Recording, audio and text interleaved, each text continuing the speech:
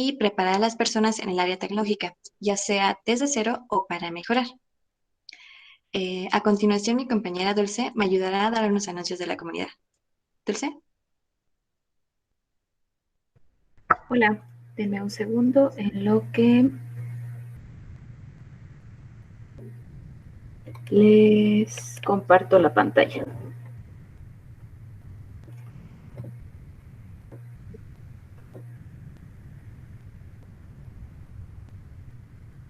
Ahí está. El año 2021, año de las aventuras, porque la Tierra, el planeta más intrépido, se ubica a unos días del verano. Sagitario, ¿sabes? Debes estar presente el día de mañana en el Meetup con Connie Vega. Encontrarás el camino y la respuesta a por qué emprender una cafetería con postres fríos. Aries, no llegues tarde al Meetup de mañana. Te espera Connie Vega a las 16 horas México y Colombia, 19 horas Venezuela y 20 horas Argentina. La charla solo dura 30 minutos. Recuerda, tu propósito de año nuevo, haz el cambio. Escorpio, hijo de las ideas y la iniciativa, es el momento de hablar, de sacar tus ideas y todo eso que encierra. Esas ideas geniales, ponlas en práctica. Ayúdanos a diseñar los próximos eventos. Me dicen que... ¿No se ve la pantalla? Sí, ok. Gracias. Perdón. ¿Qué te apasiona? ¿Qué quieres aprender? ¿Qué te gustaría proponernos nuevos temas? En www.mcoder.ai deja tus sugerencias. Libra, toma la iniciativa, atrévete, inscríbete al bootcamp de WLab. Palabra sagrada, atrévete, atrévete a hacer el cambio en ti. Tauro, las becas para el bootcamp te están esperando. Da el primer paso para ser un científico de datos. Postúlate. Virgo, si no sabes, si no te inscribes, no aprendes. wlab.org.mx. Leo, Leoncito, estarás más sensible a los datos que nunca antes, porque tienes que participar en el Datatón. Entra, dataton.org.mx. Cáncer, el Machine Learning y los métodos bayesianos estarán en tu vida como un regalo divino. No olvides las estadísticas. Entra a dataton.org.mx. Géminis, prepárate para brindar tu servicio social en Mcoder. Es un año donde se van a probar tus quilates como profesional, como un desarrollador de software o diseñador gráfico o en experiencias de usuarios. Aquarius, regálate tu propio aprendizaje en Integratec. Aprenderás Data Science, Big Data, aplicaciones web y otras tecnologías. Piscis, alégrate, celebra, año de Integratec, de diplomados, embellece tu vida, aprende sobre inteligencia artificial y data mining. Capricornio, da todo de ti, recuerda, Integratec, www.integratecmexico.com. Meetup del 18 de junio, dador de la buena suerte, porque el día de hoy te doy todas las redes sociales de Mcoder AI.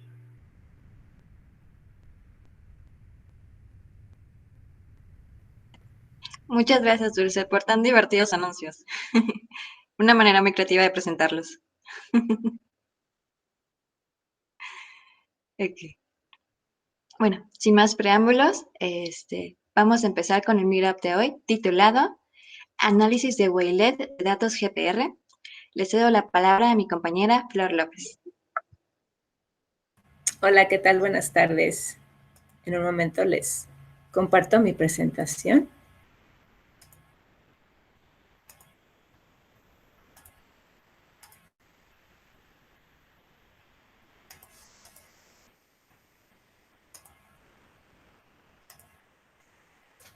Bueno, el día de hoy les voy a hablar acerca del análisis wavelet de datos GPR del túnel debajo del templo de la serpiente emplumada en Teotihuacán.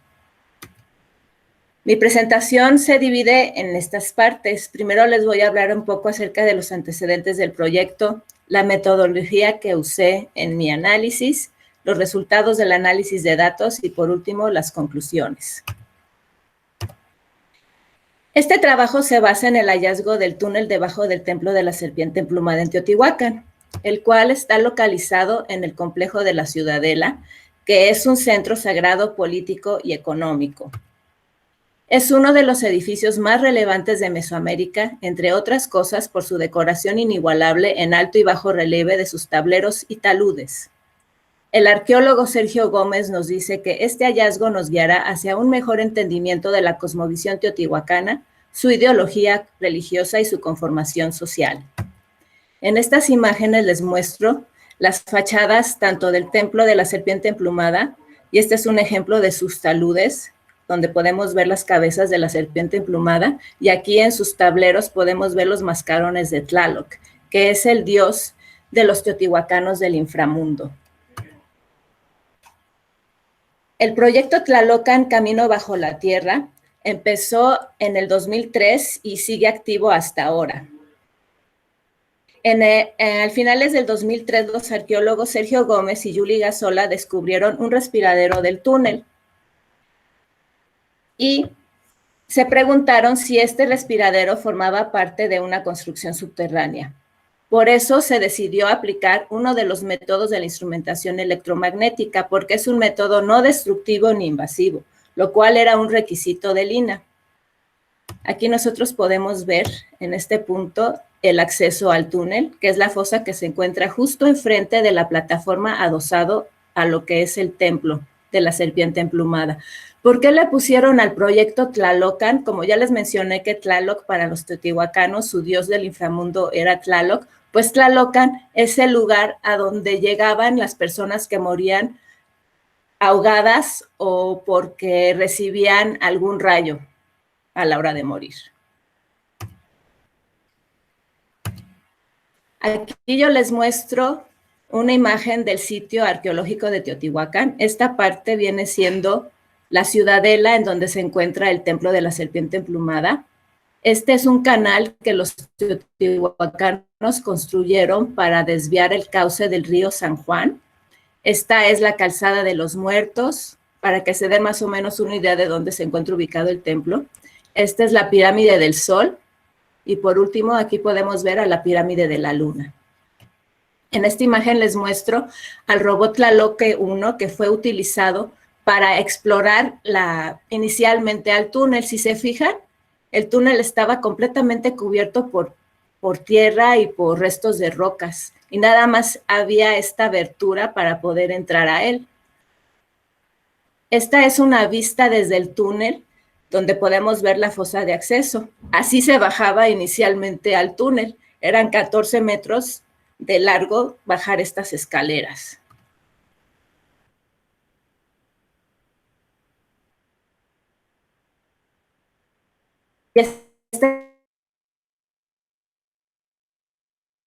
Donde vemos al arqueólogo Sergio Gómez, es el encargado de Shanghái.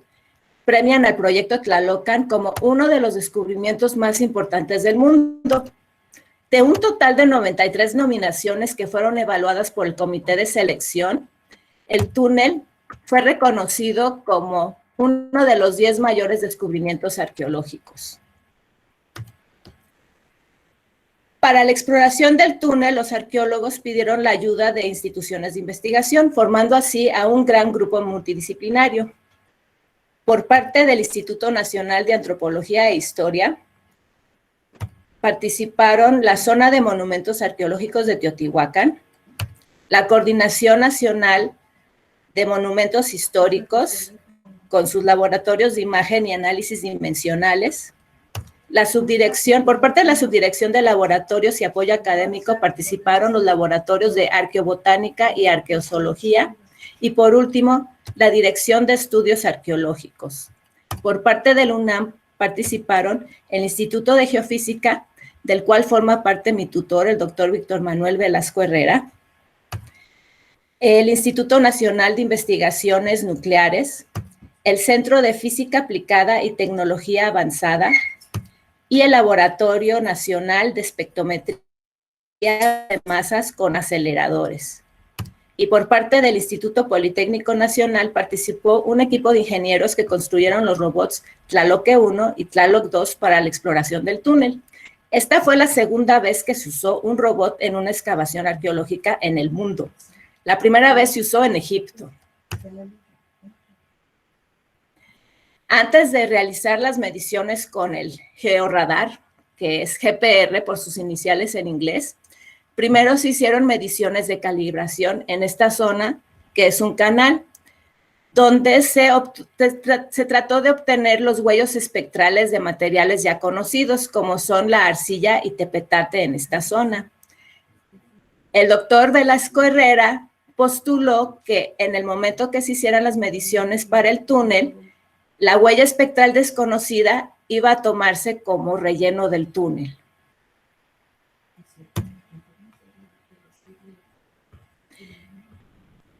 Estas son unas imágenes que se realizaron por medio de un láser para hacer la reconstrucción del túnel. Aquí podemos ver nosotros el acceso, como ya les había mencionado, de la fosa que se encuentra justo enfrente de la plataforma adosada.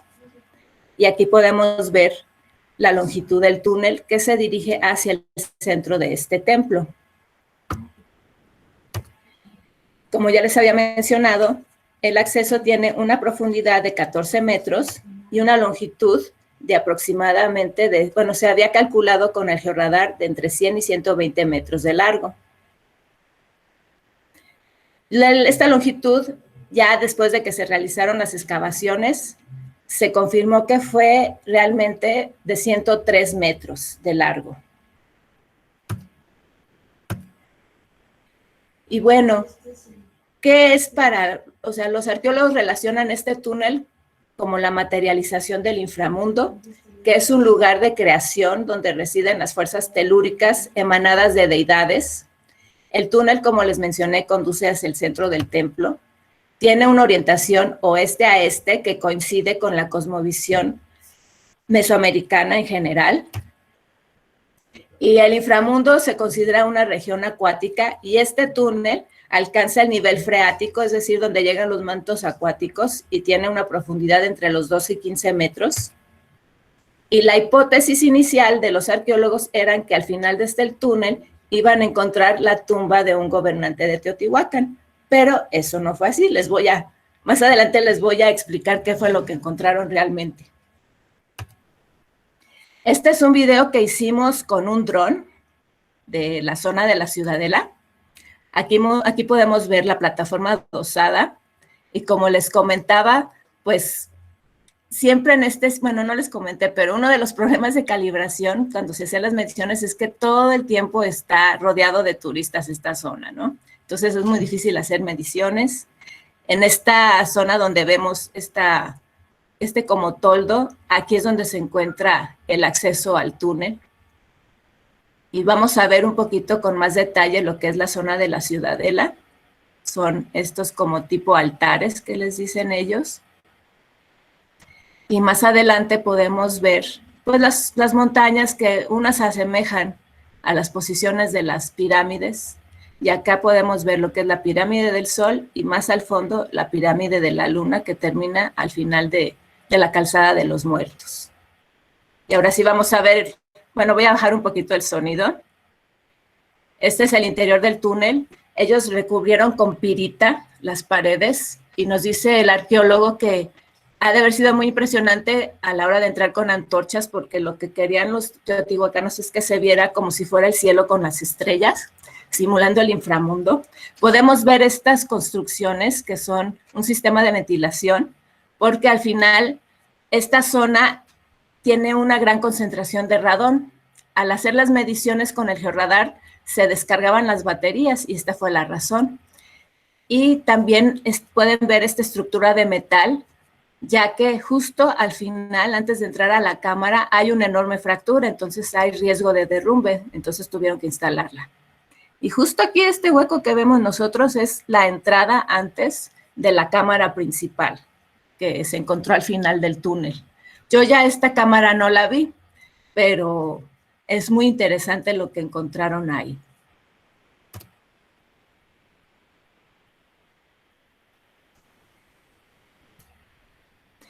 Y pues como les comenté, no encontraron al final del túnel la tumba esperada, pero encontraron algo más increíble, una ofrenda monumental en donde encontraron 4 esculturas. 3 de estas eran femeninas y una era masculina. 3 de las esculturas, todas las esculturas traían en la espalda bolsas con objetos de jade y pirita, que probablemente se usaban para la magia y adivinación. El arqueólogo cree que pueden ser la representación de los fundadores de Teotihuacán, que eran los que determinaron dónde se debía de erigir y asentar la ciudad. Las figuras femeninas se diferencian de la masculina en que son más grandes, como pueden ver, y están vestidas, mientras que el hombre está desnudo. Esto es una forma de indicarnos que en Teotihuacán la mujer tenía un papel mucho más importante, no solo en la estructura de poder, sino tal vez también en la religión, dice el arqueólogo. Explica Sergio Gómez que posiblemente cuando los gobernantes morían, sus restos eran bajados a la representación del inframundo, como señal de que entregaban el poder. Se me pasó comentarles, pero antes de que construyeran la ciudadela, los arqueólogos ya habían encontrado restos de un juego de pelota, entonces piensan que parte del ritual era que los gobernantes jugaban el juego de pelota, se iban y se bañaban al río San Juan y ya después iniciaban el ritual de bajar al túnel del inframundo.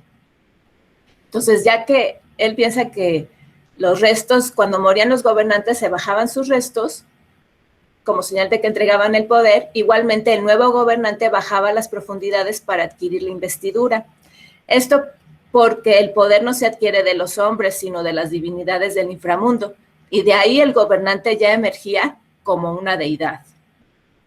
El especialista asegura que la mayoría de los objetos encontrados no fueron usados, sino que fueron hechos exclusivamente para ser ofrendados. Se han descubierto más de 100,000 objetos y probablemente van a tardar varios años en analizarlos. Lamentablemente no se puede visitar el túnel, no está abierto al público, pero en el 2018 el INAH realizó un recorrido virtual y me gustaría que compartieran en el chat el enlace de este recorrido virtual. Y en este video, al final explican con más detalle cómo los teotihuacanos labraron la piedra de la última cámara para darle forma de montañas y colocaron mercurio en algunos huecos para simular los ríos del inframundo. Y ahora sí les voy a explicar lo que yo hice en este trabajo de investigación, que me correspondió analizar los datos del georradar. Mi tutor y yo, nosotros implementamos algoritmos para analizar varias trazas de GPR. Una traza es la señal que se obtiene después de emitir la onda electromagnética. Cuando uno va midiendo con un georradar, va moviendo el aparato y en un punto y envía la onda y se obtiene esta señal, se cambia una distancia y se vuelve a emitir esa onda y se obtiene otra traza y así, en secuencia. Por medio de la generalización de la función cruzada de Wiener, obtuvimos un algoritmo que llamamos función multicruzada de Fourier o FMC, y con la generalización del wavelet cruzado obtuvimos el wavelet multicruzado o MCW. La técnica que nosotros propusimos permite realizar el análisis múltiple de trazas de GPR, mientras que la técnica clásica solamente analiza pares de trazas de GPR. Bueno, pero ¿qué es GPR? Porque siempre les digo GPR o georradar, pues es lo mismo GPR o georradar. Por sus siglas en inglés es Ground Penetrating Radar o radar de penetración terrestre en español.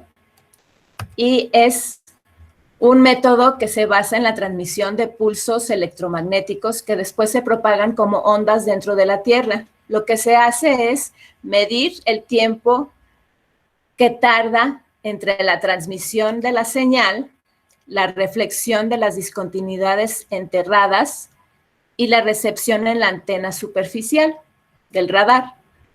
El intervalo de frecuencias de la mayoría de las aplicaciones de GPR es de 10 a 1500 MHz.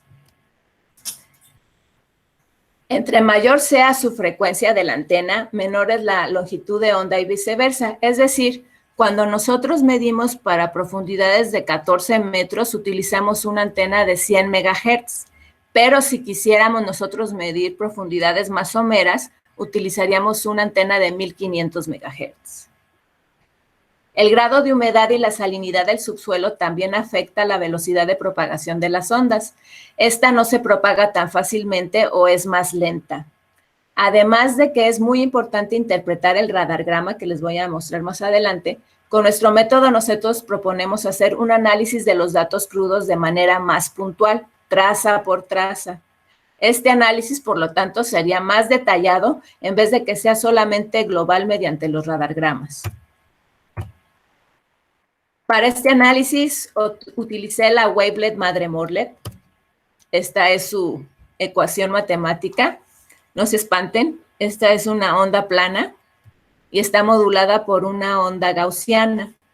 Esta es su representación en el tiempo. La línea sólida es la parte real y la línea punteada es la parte imaginaria. Por eso la escogimos, porque quisimos obtener las fases entre las señales. Y para obtener la fase necesitamos las partes reales e imaginarias. Y esta es la representación de su espectro en frecuencia de esta misma señal. Esta es una imagen donde quiero que entiendan la escala, el factor de escala de esta wavelet. Si el factor de escala es muy grande, es para analizar las frecuencias bajas. Y si la frecuencia de escala es pequeña, como en este caso, es para frecuencias altas. Y esta es una imagen para explicarles cómo funciona la transformada continua de wavelet. Vamos a usar nosotros esta wavelet madre, la Morlet, y la vamos a ir nosotros convolucionando con la señal que estemos analizando. Para frecuencias bajas vamos a utilizar la wavelet con escala mayor y para las frecuencias altas vamos a utilizar la escala más pequeña. Si se fijan, encuentra otra frecuencia alta y se hace más pequeña. Y así se va convolucionando con toda la señal. Va modificándose la amplitud del tamaño de la ventana de la wavelet conforme va encontrando ya sea una frecuencia baja o una frecuencia alta. Y este es el diagrama de flujo del primer algoritmo, el de la función multicruzada con Fourier. Las entradas van a ser cada una de las trazas. Obtenemos la transformada de Fourier y vamos a obtener los espectros de cada una. Por medio de la definición de la función cruzada es básicamente multiplicar el espectro de la primera traza por los conjugados del resto de las trazas. Este es el producto. A continuación obtenemos la transformada inversa y por último obtenemos esta función cruzada de Fourier. Y este es el diagrama de flujo para el multi-wavelet cruzado. Otra vez tenemos como entradas las trazas o señales. Obtenemos la transformación continua de wavelet de cada una de estas señales o trazas y vamos a multiplicar el wavelet de la primera traza por los conjugados del resto de las trazas. Y este es el multicruzado de wavelet. En esta imagen les estoy mostrando qué obtenemos nosotros con el análisis wavelet. Vamos a obtener los espectros. Hagan de cuenta que una huella espectral es como si fuera la huella digital de cada persona. Entonces, cada material va a tener su propio espectro. Yo en este caso estoy multiplicando 3 señales, o sea, el espectro de la primera por los conjugados de la segunda y la tercera, y estas trazas tienen un periodo en común, que es este periodo de los 33.11 nanosegundos o 30 Hz, la equivalencia, y el análisis wavelet me permite a mí identificar este periodo que tienen en común las 3 señales.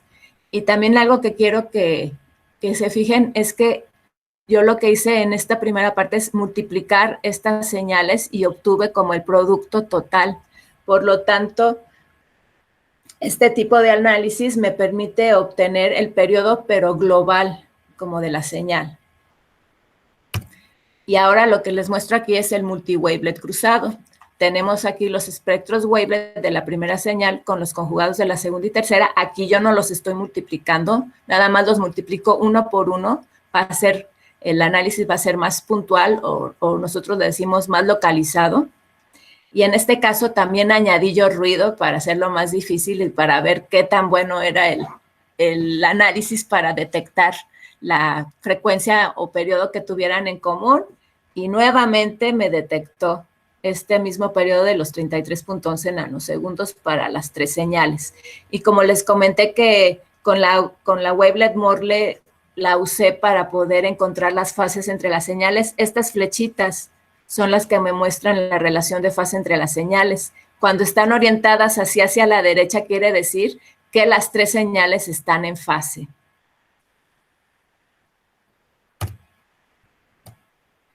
¿Qué nos permite la función multicruzada? Nos permite encontrar las semejanzas y diferencias entre varias señales o variables, en particular las periodicidades en común de todas las trazas, en este caso. Algunas de sus posibles aplicaciones son la prospección geofísica, la arqueología, como en este ejemplo, la medicina, el estudio del cambio climático. Es decir, en cualquier campo que se estudie series de tiempo, se puede utilizar este análisis de wavelet. Porque, no sé si se fijaron en las imágenes, se me olvidó comentarles, se obtiene una representación tanto de tiempo como de periodo. Al contrario de la transformada de Fourier, que nada más obtenemos las frecuencias. Aquí nos permite obtener la frecuencia y el periodo en el que se da, y el instante, perdón, en el que se dan esas frecuencias. Ahora sí, los resultados del análisis de datos. La primera medición que les voy a mostrar fue una medición TUN 03. Primero se hicieron unas mediciones preliminares como para encontrar la orientación de cómo medir con el georradar y se encontró que la mejor opción era hacer la medición perpendicular al túnel, porque así se obtuvieron mejor la longitud y la profundidad del túnel. Fue realizada esta medición con una antena de 100 MHz, como le comenté, para poder alcanzar mayor profundidad de los estratos subterráneos, ¿no? Y este es el radargrama que se obtiene. Cada una de estas onditas son las trazas. Como les decía, que va uno midiendo y punto por punto se va obteniendo una traza y se obtiene este perfil de GPR, que es el radargrama. Es para la orientación de la medición de sur a norte y la verdad es muy difícil interpretarlo. Tienes que tener muchísima experiencia. Nosotros afortunadamente contamos con la ayuda de un doctor del UNAM, el doctor Román Álvarez, que nos ayuda a hacer la interpretación. Y esta fue la siguiente. En esta zona se encuentra la fosa de acceso al túnel y en esta otra región se encuentra el túnel. Es como si fuera un corte transversal del túnel. Aquí vemos, ¿se acuerdan en el video que les mencioné que había una fractura justo antes de entrar al túnel? Pues aquí se ve en el radargrama. Les voy a explicar el análisis con una traza, la traza 19, que se encuentra en el intervalo dentro del túnel. Y en esta tablita yo les muestro los periodos que encontré. Yo analizaba 5 trazas. El primer caso fue, tomé 5 trazas tanto dentro y fuera y obtuve estos valores. Ya los obtuve en nanosegundos y también obtuve el equivalente en hertz y la profundidad de estos periodos. Para 5 trazas que estuvieran fuera del túnel, o sea, aquí fuera de esta región, y para 5 trazas que estuvieran dentro del túnel. También obtuve estos periodos con estas profundidades. Esta es la imagen para que más o menos tenga una idea como que a qué altura fue esta medición, justo en el túnel. Este es el espectro wavelet para la traza 19. Si se fijan, nuevamente tenemos como la huella digital, ¿no? La huella espectral para esta traza que nos va a relacionar con el relleno del túnel. Y el periodo que yo encontré relacionado con el relleno de túnel fue este de 4.27 nanosegundos, pero este fue nada más para una traza. Entonces lo que hice fue con el multiwavelet cruzado, lo hice para 5 trazas. Las trazas 19 a la 23 que se encuentran dentro del túnel y encontré este periodo de 14.37 que yo lo relacioné con la matriz. La matriz es un compuesto por arcilla y tepetate, y para mí la matriz es como el cuerpo general en donde se encuentra el túnel, como el que lo engloba al túnel. Y nuevamente, estos colores es donde está, el color rojo es para la potencia más alta, la potencia espectral, y el color azul es la potencia más baja. Ahora, lo que hice fue con la función multicruzada, pero de Fourier. Sin filtrar, obtuve este espectro wavelet, y si se fijan, aquí se ven como un color más bajo. Esto nosotros decimos que son las reflexiones. Cuando les expliqué de la teoría del georradar, que tenemos un impulso, mancha roja es el primer impulso de la onda electromagnética, y cuando encuentra algo enterrado con lo que choca, va a haber reflexiones. Entonces, esta otra manchita más clara, esas son las reflexiones. Entonces, yo lo que hice fue filtrar entre estos dos periodos, el 1.80 y 2.05, y lo más práctico con este algoritmo de Fourier es que se puede filtrar, al contrario con el multiwavelet, y obtuve como un periodo con mayor resolución, que fue de 5.08 nanosegundos. Yo este periodo lo relacioné con el relleno del túnel. Es así como su periodo característico, su periodo dominante, y es su huella digital, ¿no? Del relleno del túnel. Ahora les voy a mostrar una medición que se hizo justo atrás de la plataforma adosada al templo. Es un callejoncito que se encuentra pegado a la escalinata ya del templo de la serpiente emplumada.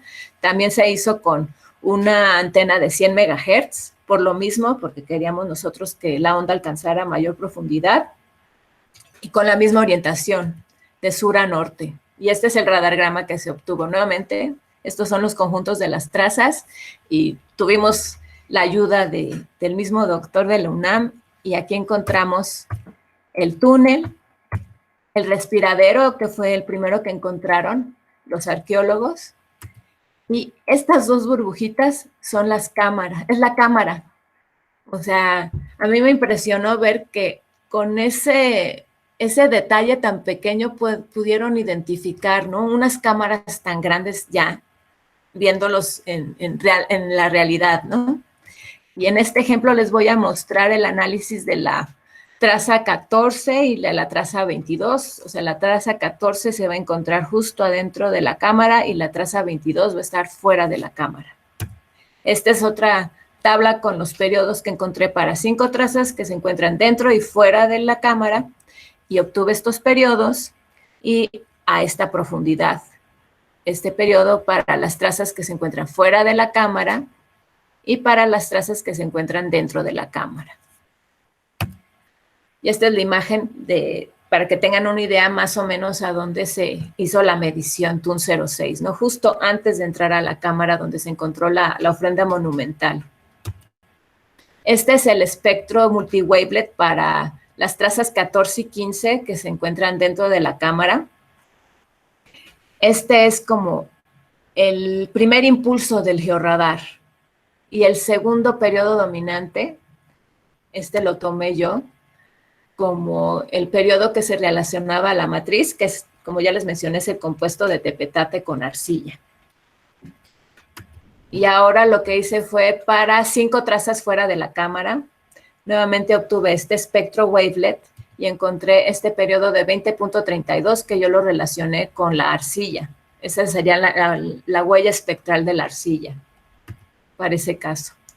Y ahora lo que hice fue comparar 2 trazas, las que se encuentran dentro del túnel, y 3 trazas que se encuentran fuera de la matriz. Y para este caso encontré este periodo dominante de 11.40 nanosegundos, el cual yo lo relacioné con la matriz. Y esta es una tabla donde yo resumo los valores de los periodos en nanosegundos obtenidos de los estratos analizados, que fueron la cámara, el túnel, la arcilla, el tepetate, la matriz, con los algoritmos MCW y FMC filtrado. Estos periodos que obtuve con el FMC filtrado de 5.08 y 4.27, 5.08 para la medición que fue dentro del túnel, y la 4.27 es para la medición dentro de la cámara. si se fijan, pues son bastante parecidos y yo lo que concluí fue que tanto el túnel como la cámara fueron rellenados por materiales muy similares. Por eso nos dieron esos dos periodos tan parecidos. Ahora, estos periodos de 7.18 y 8.06, tanto para la medición dentro del túnel como la medición en la cámara, corresponden a la arcilla. También son muy similares.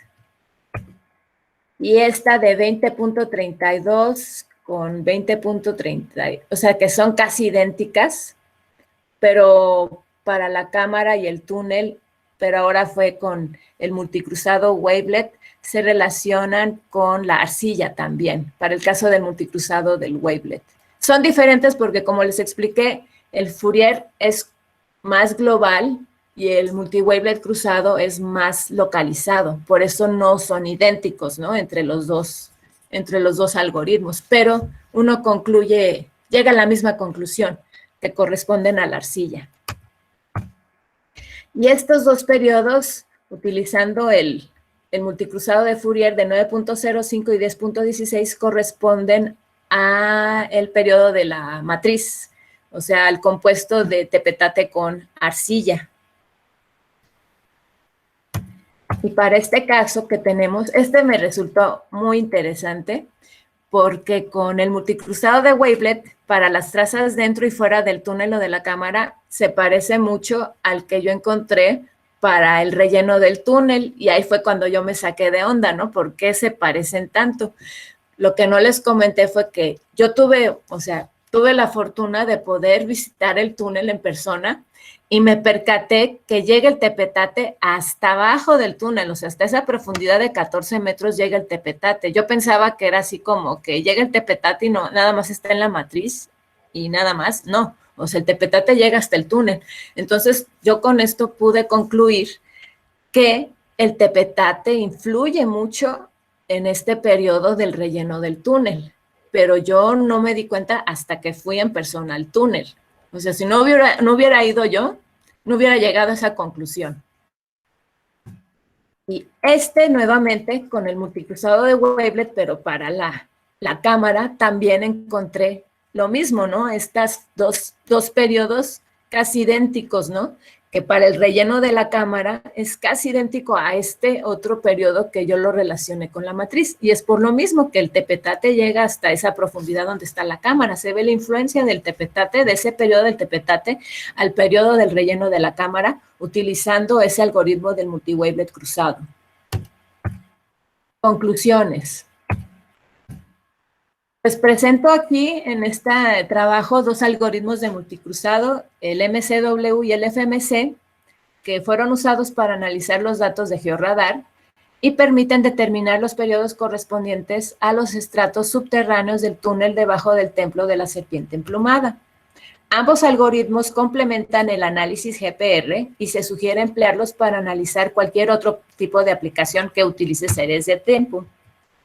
En contraste con otros trabajos, en lugar de usar solamente las imágenes de radargrama, que son muy difíciles de interpretar, los datos crudos de GPR, o sea, a mí lo que me ayudaron las imágenes del radargrama fue como determinar el intervalo de mi análisis. Entonces, no es así como que me voy a olvidar del radargrama. Me sirve para complementar mi análisis con los datos crudos de GPR para caracterizar los estratos subterráneos. El valor promedio de la profundidad fue de 12 metros, el cual fue cercano a la profundidad estimada del túnel entre 12 y 14 metros de profundidad. El uso de ambos algoritmos permite un análisis más profundo, pues las similitudes entre los periodos correspondientes al relleno del túnel y la cámara no podrían haberse determinado solamente por el algoritmo de MCW. El análisis de multicruzado puede servir para la caracterización de estratos de interés y mejorar sustancialmente la planeación de excavaciones arqueológicas. Su uso puede extenderse a la búsqueda de recursos naturales del subsuelo. Y aquí hemos llegado al final de mi presentación. Por su atención, gracias.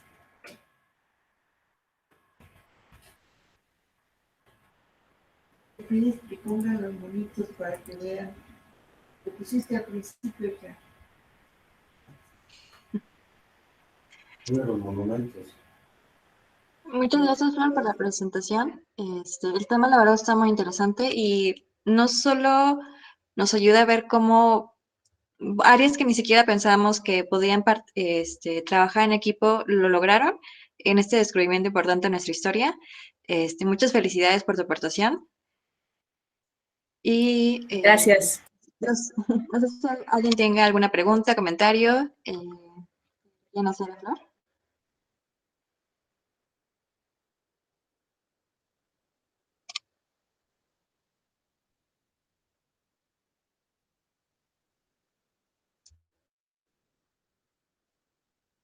Connie Vega escribió en el chat que si puedes poner la foto de los monumentos encontrados al final de tu presentación para poder volver a verlos. Claro, cómo no. Ahorita se los vuelvo a compartir.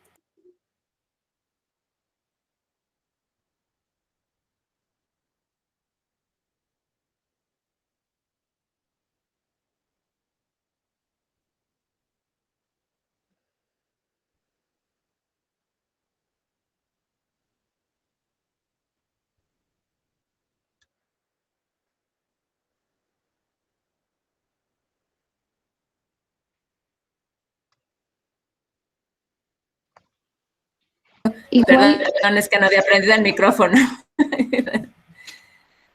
Sí, mira, aquí están. Estas son las esculturas que encontraron en la cámara, en la ofrenda monumental. Aquí está la escultura femenina, está vestida, como pueden ver, y aquí la escultura masculina que está completamente desnudo y aparte, o sea, la diferencia de dimensiones completamente impresionante, ¿no? Es muchísimo más grande la femenina, entonces sí, se me hizo a mí muy interesante, ¿no? De que las mujeres realmente eran muy importantes en la cultura teotihuacana.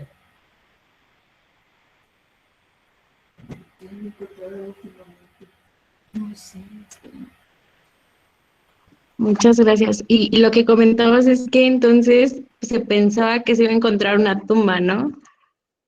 Sí, al principio era su primera hipótesis, ¿no? Estaban ellos muy emocionados porque realmente es un misterio Teotihuacán. No sabe nadie, o sea, los arqueólogos no conocen ni cómo era su sistema de gobierno, no hay ninguna evidencia ni ningún registro de sus gobernantes, nada. Entonces, para ellos estos últimos descubrimientos son muy importantes, ¿no? Para poder descifrar cómo era la sociedad y la cosmovisión teotihuacana sobre todo. Gracias. De nada.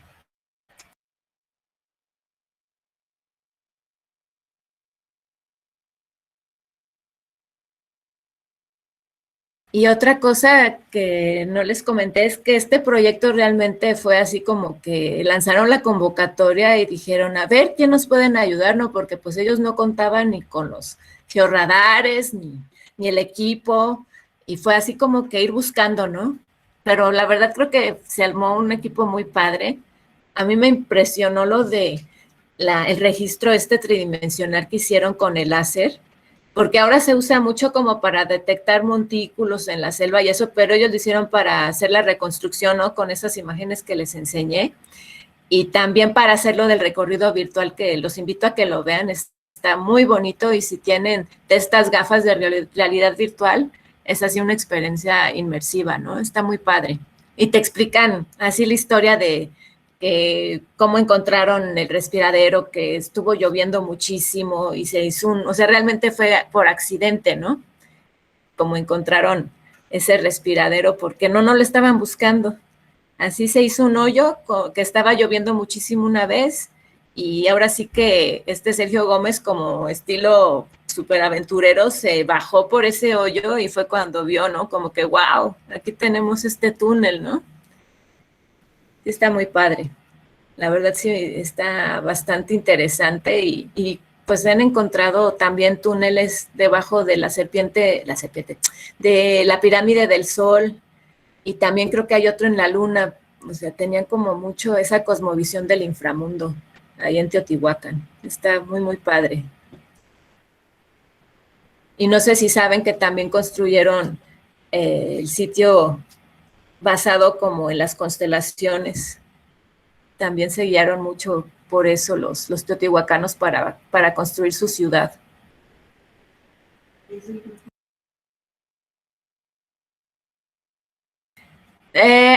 Pues que yo sepa, nada más, por nuestra parte tenemos nada más el artículo. Es que preguntan aquí en el chat que si hay algún reporte del proyecto público. Es que como son 100,000 objetos que tienen ellos que analizar, yo hasta el momento he buscado y buscado y buscado a ver si han sacado algún reporte muy detallado de cada uno de los objetos y todavía no lo sacan. Entonces yo imagino que todavía los están analizando. Y por parte de mi grupo sí sacamos un artículo que tiene que ver con esta parte del análisis, ¿no? Con el análisis wavelet. Es el único que hemos sacado nosotros.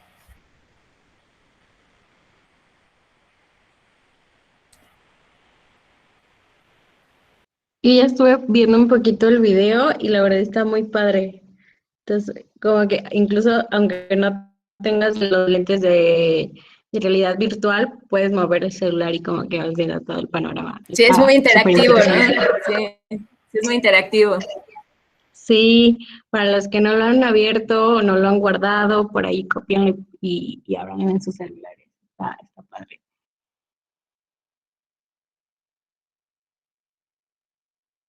Y también, ahora sí que cuando estaba buscando información más reciente del proyecto, me encontré con un video de hace 2 semanas con el arqueólogo Sergio Gómez y comenta que pues todavía el proyecto sigue activo, ¿no? Por lo mismo de todos los objetos que tienen que analizar de esta ofrenda, porque él dice, como les mencioné, ¿no? Ningún objeto fue usado, o sea, todo fue para la ofrenda, porque sí ha de haber sido un ritual muy impresionante, ¿no? De que nada más pudieran entrar personas importantes como gobernantes para hacer ese cambio de poder.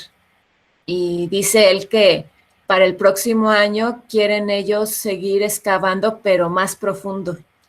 Entonces, pues sí va a seguir, ¿no? Más información muy interesante y a ver qué más se encuentran. Pues ojalá, o sea, estaría padre, ¿no? Que encontraran algunos restos, pero pues si no los encuentran con lo que han encontrado yo creo que es invaluable, ¿no? Lo que han encontrado. Sí, súper asombroso lo que encontraron. La verdad es que sí, si yo hubiera estado ahí también me hubiera llevado una buena sorpresa. Sí, si quieren, ahorita no tengo el artículo que yo escribí, pero si quieren rápido se los busco y se los comparto con mucho gusto.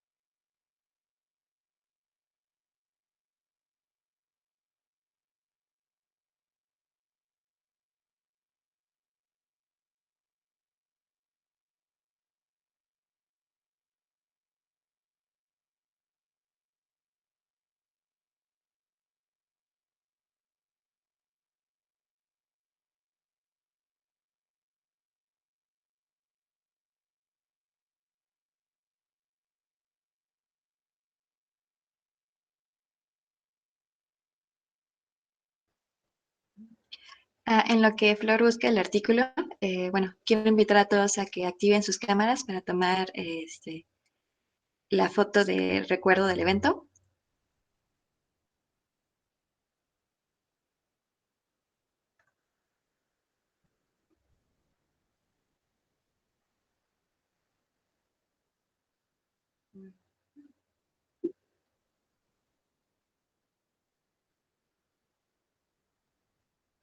Sí, entonces ya están todos listos. Si quieres, puedes dejar de presentar un momento, Flor, por favor. Ok, ahora sí. Me dicen, bueno, la tomamos en 1, 2, 3. Muchas gracias a todos. Ahora sí. Me parece que hay más preguntas. ¿A qué tan difícil es aplicar o interpretar series de Fourier en estos análisis? Pues las series de Fourier en este análisis no lo apliqué. Hicimos un análisis basado en Fourier, en la transformada de Fourier, porque es el que más se utiliza, ¿no? Y ahora sí que nuestra hipótesis fue, si lo podemos hacer con Fourier, lo más seguro es que lo vamos a poder hacer con Wavelet, y sí se pudo. Y con el análisis Fourier lo que nos permitió fue poder filtrar y poder obtener con mejor resolución los periodos correspondientes a cada uno de los materiales.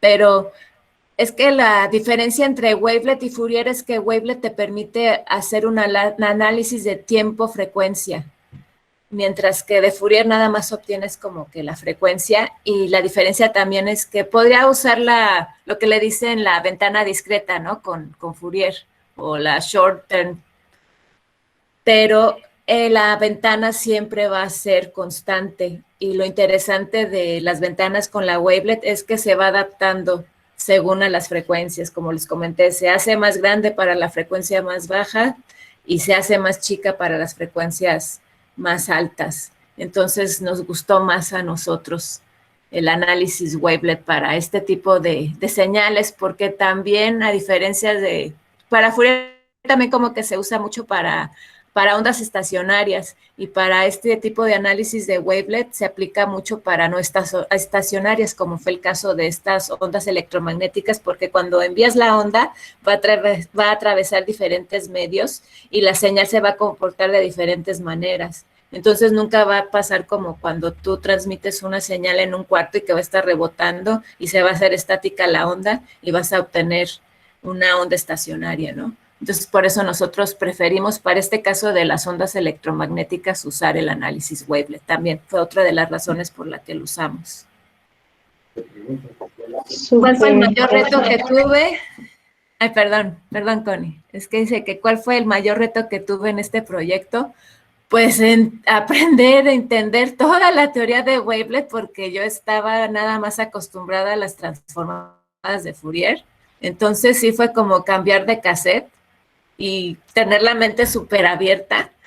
Ese fue mi mayor reto, pero ya que lo entendí, fue también como la parte de la interpretación, de tener la oportunidad de ver el sitio en vivo y poder hacer esa conclusión, ¿no? De que si no hubiera ido al sitio, se me hubiera ido ese periodo, ¿no? Esa relación entre los periodos de cómo afectaba la matriz, o sea, el tepetate, a los periodos del relleno, ¿no? Ver esa relación. Yo creo que eso fue también uno de los retos, que si yo no hubiera bajado, nunca hubiera llegado a esa conclusión. Como que siento que cuando tú analizas los datos, sí es muy importante.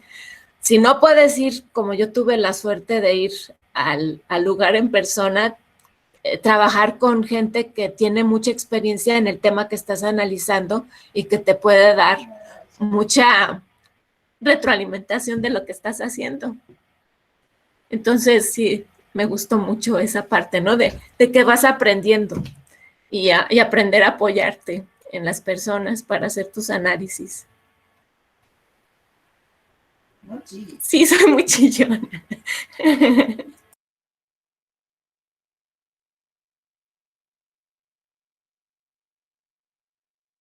Sí, que es un tema que te emociona mucho, Flor. Gracias por compartirlo. Igual, última duda. Ya ves que, bueno, por lo que comentabas, por ejemplo, de que se puede manejar como una serie, bueno, llegué a escuchar como conceptos de series de tiempo. Cuando lo registras, las intensidades de ondas también se pueden interpretar como esta unidad de tiempo. Para que se pueda manejar como una tipo serie de tiempo, o si cambia como ese concepto. Son series de tiempo, porque no sé si llegaste a la parte donde enseño los radargramas, si no te los muestro. Ajá, sí, justamente. ¿Sí? ¿Ves que son estas onditas? Entonces, como tú vas midiendo en la superficie, ¿no? Entonces tienes estas onditas, y en lugar de tiempo, o sea, yo tomo como tiempo, como vas tú moviendo tu georradar, y como profundidad también, o sea, eso lo tomas como serie de tiempo, cómo se va moviendo la onda a través de estos materiales.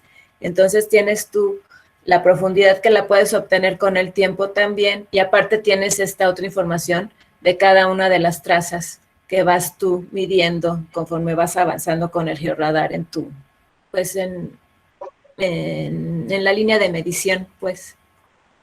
Entonces sí se maneja como serie de tiempo.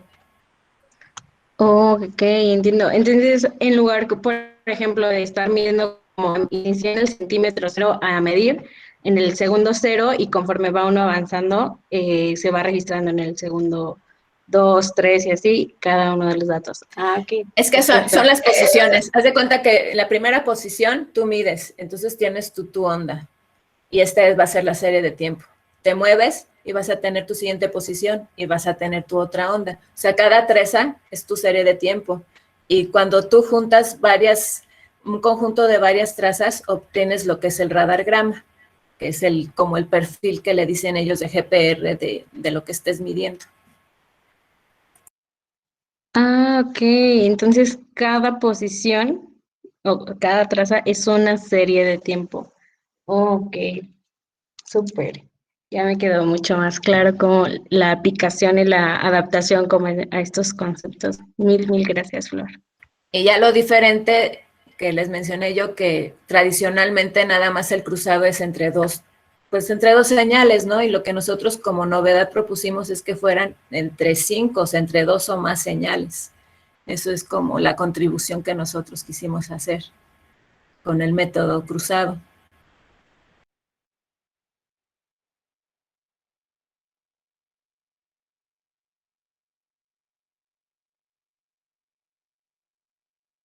Y ya encontré mi artículo. Si tienen problemas para bajarlo, también me pueden escribir un correo y con mucho gusto les comparto el archivo, ¿no? Del artículo.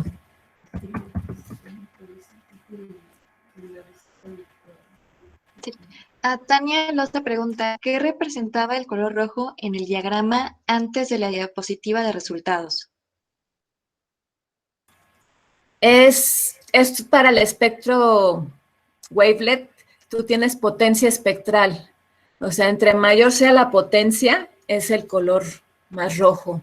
Y conforme va bajando la potencia, es más claro. Y el más oscuro es el primer impulso del georradar. Haz de cuenta que cuando tú mandas la onda electromagnética, primero sale un impulso muy grande. Entonces ese es el color que se ve muy rojo. Y ya después, conforme va avanzando, choca contra algo y se hacen unas reflexiones. No sé si te acuerdas en una imagen que les dije, en estos que se ven como más clarito, esas son las reflexiones con lo que choca. Entonces te sale otro segundo periodo. Y yo les digo que el primero es el primer periodo dominante que corresponde al primer impulso y luego ya el segundo periodo dominante corresponde ya con el material con el que choca. Y yo ya lo tomo eso como el periodo del material para caracterizarlo.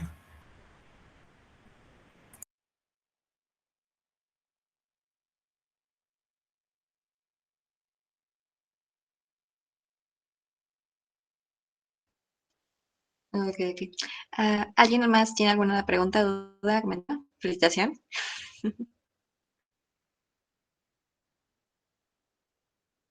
Carlos Mireles dice, muchas gracias por compartir ese trabajo, muchas felicidades. No, gracias a ustedes por venir. Ok, si ya no hay más dudas o preguntas, paso a otorgar el reconocimiento a Flor López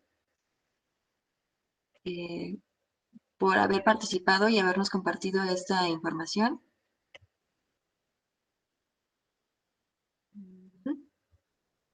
Entonces, sí, a M. Coder otorga la presente constancia a Flor López Rodríguez por haber impartido la conferencia Análisis de Waylet de datos GPR.